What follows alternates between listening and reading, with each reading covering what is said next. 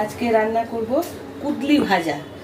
এই যে কুদলিটা চেনানোর জন্য আমি 2-4টে গোটা রেখেছি আর এরকম পিস পিস করে কেটে নিয়েছি একটু তেরছা করে। এর কুদলিটা সবাই অনেকে হয়তো অনেক নামে চেনে, আমরা কিন্তু কুদলি বলি। গোটা রেখেছি সবাইকে দেখানোর জন্য। সেই কুদলিগুলো আমি এইভাবে পাতলা পাতলা করে কেটে নিয়েছি। তো কুদলি কেটে নিয়েছি। কুদলি ভাজার জন্য লাগছে পেঁয়াজ, কাঁচা লঙ্কা, শুকনো লঙ্কা, কালো জিরে, নুন, হলুদ। আর আমি এটা সাদা তেল দিয়ে ভাজবো। গ্যাসটা জেলে এখন আমি তেলটা দিয়ে দেবো। অনেকে খেতে চায় না, এটা নাকি একটা গন্ধ হয়, কিন্তু এই পেঁয়াজ দিয়ে এইভাবে ভাজবেন, খুব টেস্ট হয়, বাচ্চারাও খেয়ে নেবে। খাওয়াও ভালো, কুদলি খুব উপকারী সবজি একটা।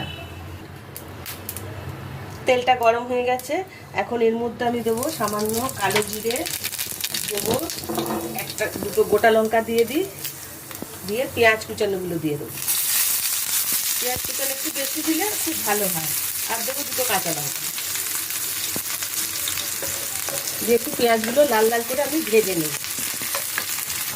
পেঁয়াজগুলো প্রায় লাল লাল করে ভাজা হয়ে গেছে, এখন আমি এই কুটলিগুলো সব দিয়ে দেবো। কাটাটা দেখেছেন কি সুন্দর কাটা। এটা আমি এখন একটু নুন দেবো আর একটু হলুদ দেবো,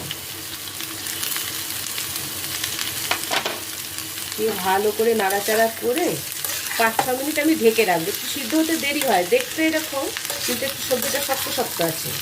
আমি এখন একটু হালকা জল দেবো, দিয়ে 5 মিনিট ঢেকে দেবো।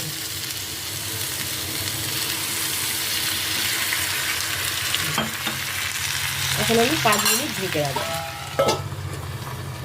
5-6 মিনিট হয়ে গেছে, এখন আমি ঢাকাটা খুলে দেখি। হ্যাঁ দেখুন একদম নরম হয়ে গেছে। গ্যাসটা কমিয়ে একটু দেখে আমি নেড়ে চেড়ে নামিয়ে, হ্যাঁ লেগে লেগে গেছে। হ্যাঁ এখন আমি নেড়ে চেড়ে নামিয়ে নেবো। হয়ে গেছে আমার কুটলি ভাজা। এখন আমি গ্যাসটা বন্ধ করে নামিয়ে নেব।